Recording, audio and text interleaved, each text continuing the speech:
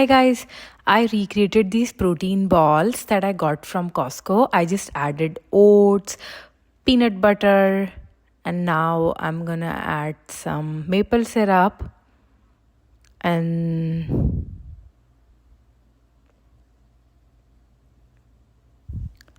then I'm gonna add some protein powder. You can skip this if you don't have protein powder. I add 2 scoops of protein powder and then some chia seeds.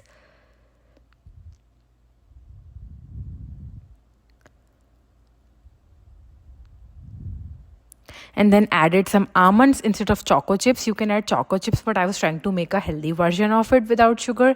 And then just roll your mixture into balls and just freeze them for like 2-3 hours and enjoy.